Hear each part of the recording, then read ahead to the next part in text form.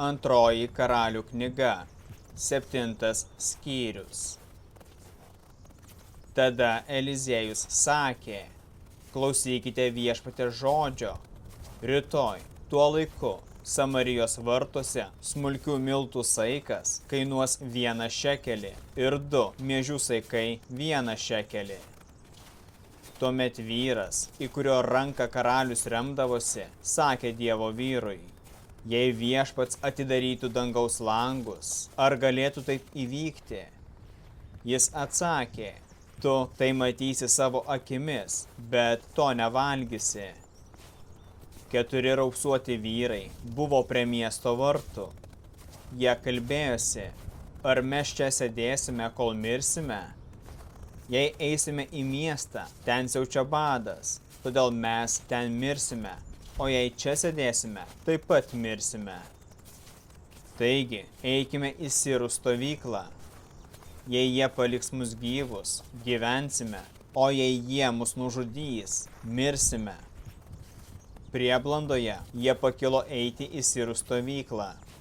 Priėję prie stovyklos, jie pamatė, kad ten nebuvo nė vieno žmogaus. Viešpats padarė, kad sirų kariuomenė girdėjo vežimų ir žirgų kanopų bildėsi, didelės kariuomenės garsus. Sirai kalbėjosi, tikrai Izraelio karalius pasamdė prieš mus hetitų ir egiptiečių karalius. Jie skubėdami pakilo prieblandoje ir palikę palapines, žirgus, asilus ir visa, kas stovykloje buvo, bėgo gelbėdami savo gyvybės. Raupsuotieji atėjo į stovyklą. Įėję į vieną palapinę, jie valgė, gėrė ir pasiėmė sidabro, aukso bei drabužių, paslėpė juos. Po to jie grįžo, įėjo į kitą palapinę ir išnešę iš ten taip pat paslėpė. Tada jie sakė vienas kitam, negerai darome, nes šita diena yra geros naujienos diena.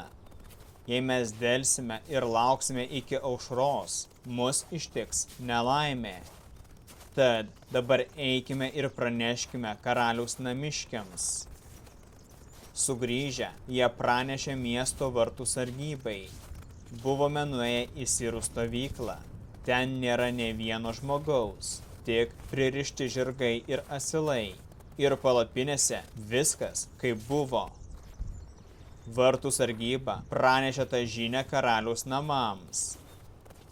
Karalius, naktį atsikėlęs, sakė savo tarnams, aš jums pasakysiu, ką sirai padarė. Jie žino, kad mes alkani. Taigi, jie išėjo iš stovyklos ir pasislėpė atvirame lauke, sakydami, jie išeis iš miesto, tada mes juos gyvus suimsime ir įsiveršime į miestą.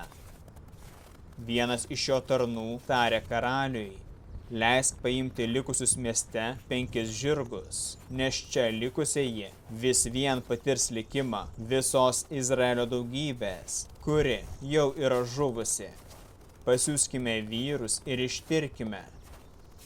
Jie pakinkė žirgus į 2 vežimus ir karalius pasiuntė juos paskui sirų kariuomenę, sakydamas, eikite ir pažiūrėkite. Jie sekė juos iki Jordano. Visas kelias buvo pilnas drabužių ir ginklų, kuriuos sirai skubėdami išmetė. Pasiuntiniai sugrįžo ir pranešė tai karaliui. Tada žmonės ėjo ir plėšė sirų stovyklą. Saikas smulkių miltų arba 2 saikai miežių kainavo 1 šekelį, kaip viešpats buvo sakęs. Karalius pavedė vyrui, į kurio ranką jis remdavosi, prižiūrėti vartus, bet žmonės jį sumindžiojo vartuose. Ir jis mirė, kaip Dievo vyras buvo sakęs, kai karalius buvo pas jį nuėjęs. Kai Dievo vyras sakė karaliui, rytoj apie šitą laiką 2 saikai miežių arba 1 saikas smulkių miltų Samarijos vartuose kainuos 1 šekelį.